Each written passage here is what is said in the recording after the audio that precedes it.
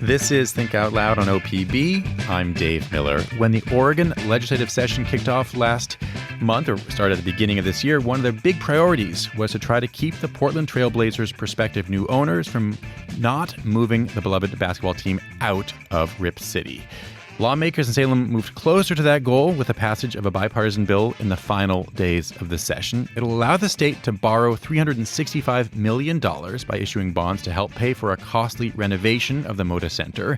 There are some conditions to this public financing plan. The Blazers' sale to its new ownership group, led by Tom Dundon, has to be approved by the NBA.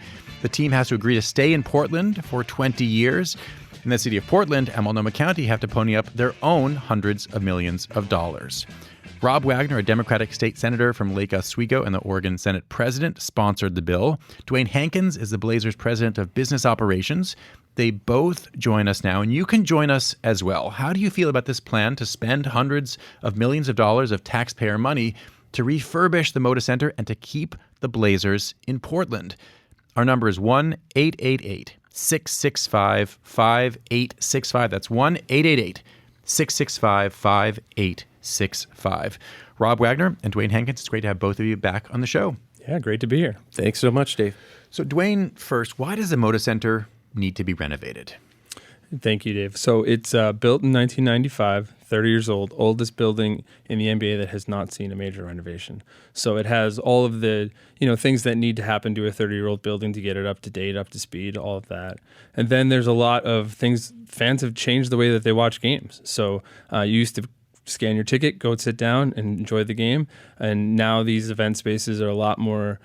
Fans roam around the concourse. They want to check out different areas of the building and that sort of thing. And then I think third, it's the technology piece. We did a big scoreboard update last summer, and that's the start of it. But there's a lot of work that needs to happen to get the building in a great spot. How does the Moda Center compare to other NBA arenas right now? I mean, it's a first-class facility for sure. So the building's in great shape. We've done a great job of keeping it updated for the last 30 years. So it's certainly ready to have the 200-plus events that it has every year. But we're trying to create the building, for the future, for the next 20 years. I want to play you a voicemail that came in. This is Maya Page. I love the Blazers. I just went to a game. I had a great experience. I've been to several this season. The stadium looks awesome. I feel like it matches Portland and isn't all shiny and sparkling like many of the other stadiums, and I like that. I think it matches us. I was intrigued by what Maya is saying there, because I guess I've been a little bit confused by the implicit argument that the Moda Center has to be on par with other NBA arenas, because how much are you competing with the folks who run arenas in Salt Lake City or LA or Philly or Oklahoma City, all over? My understanding is that in general, the folks who are going to Blazers games or concerts or big events there are people who live within 50 or 100 or maybe even 200 miles of Portland. But it's not like if someone goes to the Moda Center, it's or doesn't go, it's because they're going to go to, the Staples Center or something, or whatever it's called now. So how do you think about this question of competing with arenas that are maybe 1,000 miles away? Yeah, I think there's two parts to that. One is we are competing to get great events, right? So we have the 2030 Women's Final Four coming to Portland. That's going to be an incredible event. We would love to use that event as a stake in the ground to say we can do big events and have big events. So that would lead to like the WNBA All-Star Game or the NBA All-Star Game. So in that context, we're competing. The competing for events as opposed to competing for people once the event is booked and is going to be at the Moda Center. Yeah, and then the second part of your question, which is about the building feeling very Portland, that's very intentional, and that won't change. We can't take what has happened in Golden State with that arena and say, let's just copy and paste what they've done. Whatever we do, it has to fit Portland, has to have our local restaurants, has to have our local flair, the weirdness that Portland exists. That won't go away in a renovation. How much money are you saying all the combined renovations are going to cost right now? So we're saying it's about $600 million on a three off-season project. So that's primarily the project. If it's $600 million, and maybe, Rob Wagner, this is when I can bring you back into this conversation, the combined commitments from state, city, and county governments that are being talked about right now, or pledges if everything falls into line, are way above that. They're about $870 million. How do you explain the difference there? Well, I mean, I think we start with the idea that the legislature was looking at Oregon's arena. And so this was the arena fund. And a lot of why this legislation that we passed with that big appropriation was supported by state senators from Wallowa County and Port Orford and Ashland is because they understood the economic development argument and the importance of the arena. Specific to your question, we, in terms of the financing model, and it was really good in terms of the development of the legislation, we wanted to make sure that we were locking in a 2-decade-long commitment from the anchor tenant for Oregon's arena. As you mentioned, over 200 days a year, the facility is used for graduations and concerts and everything else. And maybe the people don't see that the bones of the arena are decent, but it really has a bunch of structural need that needs to happen behind it. And the way that the money is from the legislatures, we're sequestering the anticipated income from all of that activity to be able to put into our share of what the arena costs would be. So we feel very confident. There was a lot of good research done in terms of the state appropriation side on this. All right, but back to just like this basic question about how much money you need to borrow, you and other public entities, to pay for these renovations. If Dwayne Hankins and the Blazers are saying, we think it's going to cost about $600 million, why borrow over $870 million? Well, I mean, I think you really need to be asking the city and the county in terms of their share of this. When we looked at setting up the arena fund, and again, I want to stress that this is Oregon's arena. This is a publicly owned asset right now by the city, and the state would be coming in as a partner to be able to do the renovation, make sure that things are needed so that we don't become a flyover city, so that people are coming over the top, and that we want to make sure that it's economic and cultural and community oriented too. In terms of the financing, I'm not exactly sure where those numbers are coming from, but I can tell you that on the state side, we felt very confident about the commitment that we were doing in terms of the anchor investment with state bonding. The numbers that I'm using are a $400 million possibility from the city of Portland if they approve that, and $100 million from Multnomah County, and then add that to the $365 from the state. That's how I get $870 or so million. And I can address that. Please. So, there's the $600 million renovation that we anticipate happening over 3 years. So that's roughly $200 million worth of work that would happen every summer. And then to keep the building going in ongoing CapEx and maintenance for the next 20 years, there will be money that gets added to that pile. And to talk a little bit about that, so there is a facility fee that has been paid by the Blazers and the Rip City management for the last 30 years. So every ticket that gets sold has a 6% fee on it. All of that money for the first 30 years of this lease deal has gone to the city of Portland and has been used on other venues.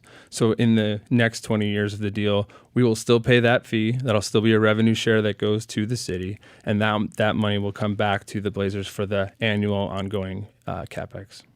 Let's take a call from Kim, who's called in from Nesquin. Kim, go ahead. Hi, I'm absolutely opposed to this. I'm a 71-year-old woman, and I see the schools in Oregon crumbling. I see roads that aren't taken care of.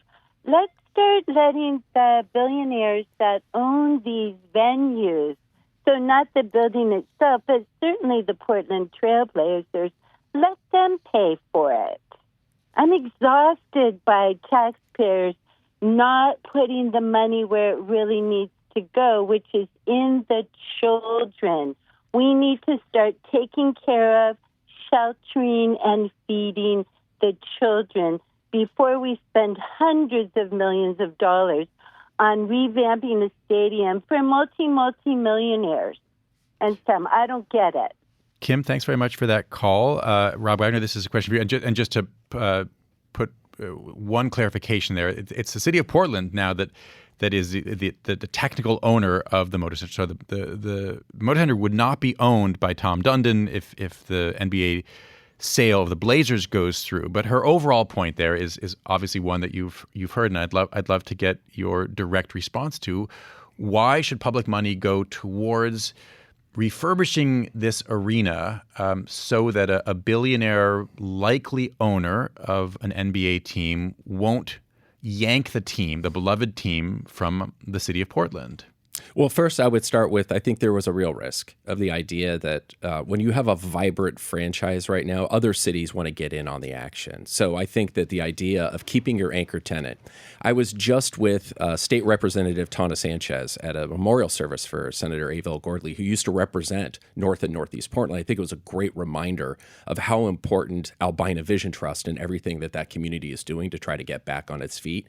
The reason why we got bipartisan support from a state senator from Port Orford and from Wallowa County and from Ashland is because they understood the economic importance of the investment of this public arena. And so $670 million of economic activity, that is spinning out income tax. It's paying for the schools. It's paying for healthcare. As you can imagine, at the state level, we're extremely sensitive to that. The other final point I wanted to make was the state steps up for cultural institutions needed investment. So coming out of COVID and with the wildfires in Ashland, we weren't going to let the Shakespeare Festival in Ashland fail. We weren't going to let the Elsinore Theater in Salem fail. This legislature stepped up with significant investments in county fairs all over the state because we heard that this was like a really important asset. But drilling in on the thousands of jobs, the economic activity, we need to make sure that we have the income tax revenue by making strategic investments in economic development. Let me follow up on that. We got this from Mark Phillip on Instagram. He wrote, extensive research cited by think tanks and researchers as diverse as the conservative Cato Institute and more liberal Brookings Institute agree that there's little evidence that public subsidies for sports arenas increase long-term economic resilience of a community. In light of this, Mark asked, how can you guarantee that this taxpayer subsidy will magically defy a research base that spans decades? Yeah, and I would say, listen, I'm a Portland State University graduate, and I was a college dropout. I actually graduated when U.S. President Bill Clinton was my graduation speaker in 1998. At the Moda Center. At the Moda Center. Well, it wasn't called the Moda Center then, It was the Rose Garden and the Rose Quarter, and it was phenomenal. But you don't measure economic investment by thinking about the importance of something like that. The state legislature just did over $100 million into a partnership with Portland State University to be able to rebuild a new Keller. And you're talking about the arts and everything else. I doubt that if you had Cato run a study at that's going to show some sort of value add back. But when you're talking about Oregon's arena and the 200 plus days of activity of everything else that happens inside that arena, I think with the jobs, with the economic activity, this is really a no-brainer. I was really proud of the bipartisan support from across the state we had for the legislation. Well, let's play this through, because no one's talking about blowing up the arena, getting rid of what you're calling Oregon's arena. What we're talking about here, the nightmare scenario, as I understand it, and has been communicated to lawmakers and to city officials and to state leaders, is if you don't give us these hundreds of millions of dollars of public money, we will move the Blazers. So it would still be Oregon's arena, but it would not have the Blazers. So what is your vision for what that would mean for the city and for the state? Well, and again, talking to Rep. Sanchez, she on her floor speech on the House, I thought it was really telling. She said that the Trailblazers, in terms of Rip City management, everything that they do, is the furnace inside the house. And so when you think about it, if you don't have the Trailblazers as this anchor tenant, the idea that you have a sustainable public arena at this size and scale doesn't pencil. I lived in Southeast Washington, D.C. in the late 90s when Dan Snyder picked up what is now the Washington Commanders and moved them out closer to into Maryland. And it was 190 acres of just absolute blight, that happened near Anacostia. And you see it over over and over. Now, people might say, well, this was never going to happen. They weren't ever going to move the football franchise out of DC. Now they're trying to figure out how they can spend hundreds of millions, billions of dollars to bring them back, because they know not just the economic, but also the cultural value and importance to the community. And again, I just want to stress like the idea that we had Albina Vision Trust and a lot of the folks that have been historically disenfranchised in the African American community. You go on the street out there, and the sense of pride in losing the Blazers was not something that they wanted to risk. If you're just tuning in, we're talking right now about the plan that Oregon lawmakers passed recently to spend hundreds of millions of dollars of taxpayer dollars to refurbish the Moda Center and to keep the Blazers in Portland. I'm talking right now with Dwayne Hankins and Rob Wagner. Dwayne Hankins is president of business operations for the Portland Trail Blazers. Rob Wagner, Oregon Senate president, a Democratic state senator from Lake Oswego. You can join the conversation. Our number is 1-888-665-5865. Dwayne, Portland City Council member Tiffany Koyama Lane told OPB recently that lobbyists for the Blazers told her, quote, or that they quote, have made it clear that elected officials will be blamed if the team leaves Portland. At least 3 other city councilors told OPB that they've been told by Blazers representatives that their political careers would suffer if they did not agree to the deal. Can you describe the lobbying effort that you all put together? Yeah, I mean, I think for us, the lobbying effort was really, really important. We are a team that has less than 5 years left on our lease. And the last time I was in this show, I think we talked about how we were running up on short on time on that lease. Yeah. And when you have a team that has that few years left on their lease, and you have ownership changing the way that it was, there was the real risk that the team could leave. And I think our point in all of that was to share that was, not on the table from our perspective, but most teams, when they start working through their leases and when they start talking about what the future looks like, they start with 7, 8, 9 years left on their lease. So it was just far too close for us, and I think we really wanted to make sure that there was action happening. Dave, I don't want to interrupt, but I do want to say the lobbying also happened in the state legislatures. You can imagine there's over 1,000 registered lobbyists through the Oregon Government Ethics Commission. There was a really good team that was put together. And if you go and watch the testimony that happened in committee, it was panel after panel of professional experts, people that had been hired in order to educate legislators about the importance of this asset. It was also Albina Vision Trust and JT Flowers. It was leaders of labor unions coming down. Now, they were registered lobbyists, but they were talking about the importance for their jobs in the future of the region. And I think people are seeing the need for strategic economic development in Portland for the future of the region. The lobbying packet from the team had these lines. If the Portland Trail Blazers leave Rip City, we are losing far more than the tax revenue the Blazers generate for the general fund. It would have a devastating impact on the city's national and international reputation and would feed the, quote, doom loop narrative we have all been working to refute. That language it's not that different from what we've just been hearing from Rob Wagner.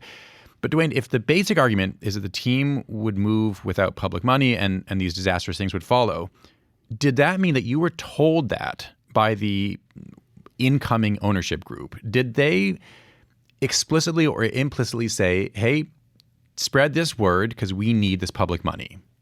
No, never explicitly told. But then, wait, never explicitly. So what was the implicit message? The implicit message is that the lease is almost up, and there's a new ownership group that does not have a natural local tie to Oregon. So but that's the reality that you were able to discern as a smart business person.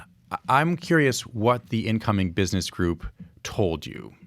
Nothing on that. So this entire gigantic lobbying effort is based on an assumption that Dundon, if they in the group get the Blazers, that they would potentially or likely move the Blazers if this money isn't spent.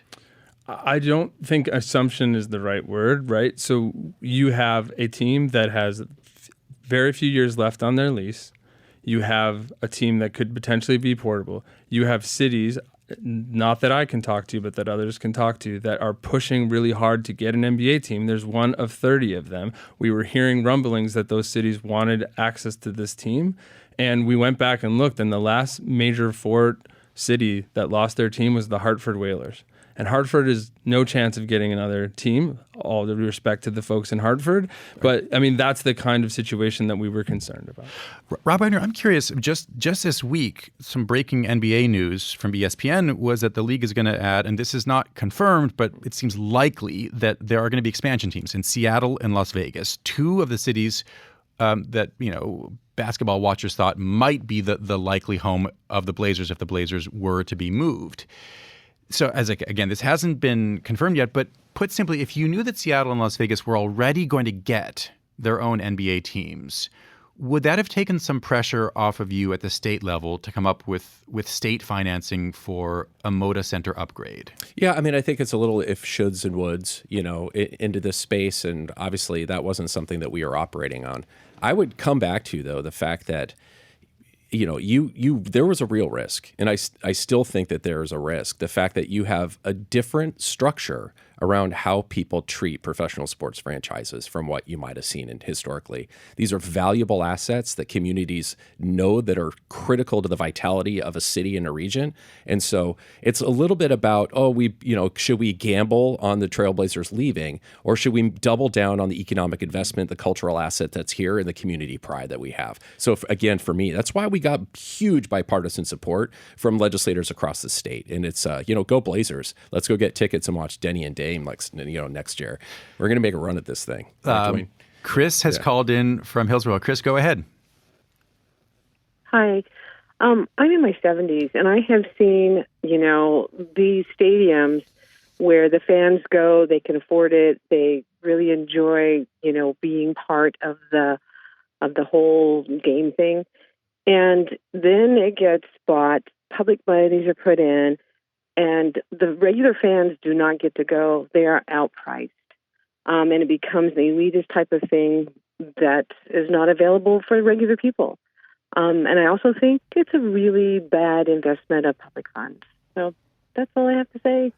Chris, thanks very much for that call. And Dwayne, before I give you a chance to respond to her, let me read part of an email that we got yesterday from Peter Klim, who had a question about street pricing. And I think there's a connection between what we just heard from Chris there and this email.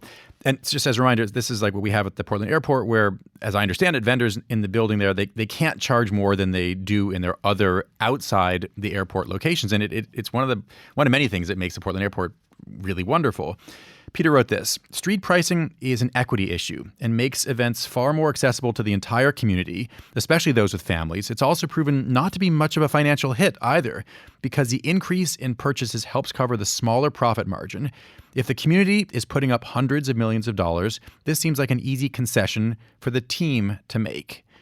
What's your response? Well, yeah, I mean, I think obviously the state part of this is done, and we still have a lot of work to do with the city and the county. And I don't want to talk about the negotiations that we'll have with the city and the county, but certainly something like that could be on the table. And the thing I'd like to address about the question is I do, again, really think that this arena has to look and feel like Portland. When you walk in, it has to look and feel like it's Portland. We cannot have an arena that only works for the rich. And one thing we haven't even brought up yet is the Portland Fire. And that's a huge organization that's going to have a bunch of home games in the summer, and they're going to have their home there as well. And I think having the Blazers, having the Fire, having all the events that we do, family events, concerts, shows, what have you, we're very aware that this is Oregon's arena and that people, when they go in there, feel like they belong there. I want to play another voicemail. Let's have a listen. Hi, my name is Jonathan, and I'm calling from Southeast Portland. I'm a lifelong Blazer fan, and I'm thrilled to see that the Blazers are staying here. I want to make sure that we get a good deal when we outlay this money, and I want to make sure that the money we outlay comes back to us in discernible public benefit. And so I'd be curious what Mr. Wagner and Mr. Hankins have to say about the things that the Blazers are willing to give on so that the public recoups its money and it's not an empty investment like so many stadium investments are. Rob Wagner, you can go first in this. Obviously, it's not up to you to say what the Blazers will do, but I'm curious what you want them to do. Yeah, well, I want everybody to know who lives across the state right now, might be listening to the program, that when we started the conversation in the legislative session, we developed legislation that has some of the most robust sideboards of any outlay that we've ever made in terms of a general obligation bond. We have a locked-in lease agreement, an expectation. We know that if the team tries to leave, we'll end up in a really interesting negotiation. We also, in the bill, we said that we were going to hire our own negotiator to put at the table to make sure that the public is invested. There has to be reporting back into this investment. And again, I just want to stress that we're talking about the arena. We're talking about the Blazers 41 nights a year, home games. And we're talking about the potential of having, even adding additional opportunities for cultural and different events that are going to happen. So it gets very caught up in Trailblazers and Trailblazers management, but this is Oregon's arena. This is a publicly owned asset. And so that was the thing that really tipped it for me, was to go into that space. But again, we want to make sure that the taxpayers are protected. We feel very strong in terms of the legislation that we passed. And Dwayne Hankins, how do you respond to what we just heard there in that voicemail? Yeah. So I think for us, to keep in mind that the building, when it was built in 95, privately built, privately maintained for 30 years. So hundreds of millions of private dollars gone into the building. So this is really the first time that we've come together with the public in a partnership. And yeah, as the Senate president said, a lot of great sideboards, which are really important, a lot of strong leadership, a lot of great questions that we got asked to make sure that this bill was going to make sense for everyone. And again, I'd go back to the revenue sharing that already exists in terms of the Spectator Facility Fund that goes to the city right now and has for 30 years, that again, we will start to collect that to help renovate and keep the building updated and maintained. But there's been a lot of this is a public-private partnership because there's been a lot of private money that's gone to build this building. In the past. Robert has called in from Portland. Robert, go ahead. I'm wondering if the people of the state of Oregon, through taxation, can put up, as you showed, close to $1 billion to invest in a building. Why can't we just buy the Blazers and be like Green Bay, Wisconsin, which owns the Packers, and they'll never leave? Well, Robert, so and we don't know exactly. I think it's not the eventual potential price is not official, but I've seen estimates of over $4 billion, 4.3 or something is in my head. So before I ask that question of our guests, are you saying you want Oregon taxpayers to spend $4+ billion to buy a National Basketball Association team? I didn't know the number was that high. Yeah. So maybe not. Do you have the money? Does the name? No, I don't. Oh, okay. I was just asking. I don't. Yep, Robert. Let's talk offline. If you've got okay. So, well, does that change your thinking? It does. It makes me wonder what the name Blazers, just the name, is worth. And maybe somebody could have this team and call them, the Chattanooga Choo-Choos or something. But we would have the name Blazers, and we could have a team that the people of Oregon would be proud of. Huh. Well, Dwayne Hankins, it's worth saying, just as a reminder. You don't need this reminder, but when the Supersonics, I don't think they exist in name anywhere right now. And when they became the Oklahoma City Thunder, which was a different time, but not that long ago, the Sonics just disappeared. Yeah, exactly. And I think, I said this in my prepared remarks at the Senate, but there's two things I always think about. One is, Harry Glickman, when he had the vision to bring this team, and I know you had Marshall on a few months ago at the Rip City Forever group, but without Harry's vision to make this a professional sports city and put Portland on the map, it never would have happened. And then the second time was when, Paul built the arena. And I just think that there's so much import in having a team here. And as you've seen with the Sonics, that team left in 2007. So it's been 19 years. And they're maybe talking about adding a team in Seattle, 2 decades later. So if Portland were to ever lose this team, it really gets challenging to find when you could have a franchise again. Can I put 30 seconds in on Oklahoma? Because people might be surprised that Democrats and Republicans at the state level actually do develop friendships. And Lonnie Paxton, who's my counterpart in Oklahoma, and right now they're talking about massive public investment, but he would go back and talk to what happened in Oklahoma City 20 years ago, and he said it's incredible what has happened in terms of the investment. I mean, for them, it was one of the best things that ever happened to that state. It was for sure one of the best things that ever happened to the city. We have time to play one more voicemail that came in. Let's have a listen. My name's Suzanne, and I'm the parent of a senior in Portland Public Schools. And I've been advocating for our legislature to greatly fund our public schools for over a decade. When I was in Salem on February 23rd, along with over 50 parents from around the state, to ask our legislators to help our public schools avoid more cuts and closures, the Trailblazers were hosting a party with food and drink in the lobby of the Capitol building. The Blazers mascot and cheerleaders were there for photo ops with legislators. All day, legislators told parents there wasn't any more money for schools. Our schools are older and in worse shape than the Moda Center. PPS is looking to close 5 to 10 schools next year, as are other districts around the state. The Democratic leadership's mantra is keep Oregon business in Oregon. How do you entice businesses when your school's academic outcomes are among the worst in the nation? You can't keep employees if they don't like the schools. You can't find workers if they aren't well educated.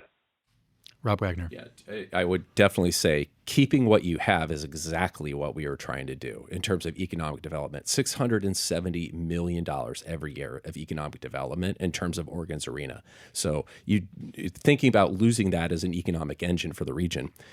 The personalization on this is really important.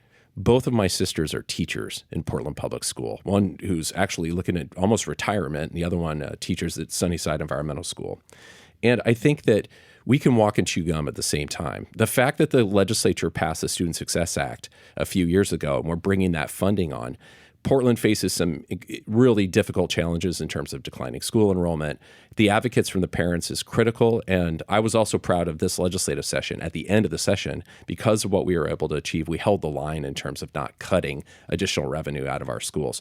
Long way to go. We could do better. We need to ask our local community to do better, but I totally hear that everybody wants really good schools. They want public services that matter to Oregonians across the state, but we couldn't be prouder of this as an economic investment. And again, this is a publicly owned arena, and we need to make sure that the Blazers are staying here for the next 20 years and beyond. We have time for one more call. Andrew has called in from Milwaukee. Andrew, go ahead. Yeah, hi. Thanks for taking my call. So, I go to a few Blazer games a year. Probably more than that. I go to concerts. I go to other events at the Moda Center, and I feel like in the past few years, the selection of the food and especially of the beer. I'm a vibrant member of the Portland beer scene and the Northwest beer scene, and like the selection has been just kind of backsliding. And you say that this is Oregon's arena, but half of the footprint that I see is from Elysian Brewing, which is a Washington brewery, and it used to be so much better a few years ago. And I've heard a lot about the amount of investment that's required for breweries to be even a part of the Moda Center. And I'm just hoping that with this change, there will be some reassessment of those priorities and an emphasis on the great, amazing beer, cider, wine that's being made here in Oregon. Okay. Dwayne Hankins, from a question about state funding priorities and education to a question from a vibrant member, self-described vibrant member of Oregon's beer drinking community. How do you respond? Andrew, thank you for coming to our games and concerts. And I am also a vibrant member of the beer community. So much vibrancy. And I would agree with you. I think that there's a lot of improvement that we can make on the beer side. A lot of my favorite local breweries are not inside the arena, and we're constantly working on improving that selection. Dwayne Hankins and Rob Wagner, thanks very much. Thanks for having us, Dave. Thank you for having us. Thanks, Dave. Dwayne Hankins is president of business operations for the Portland Trailblazers. Rob Wagner is a Democratic state senator from Lake Oswego and the Oregon Senate president.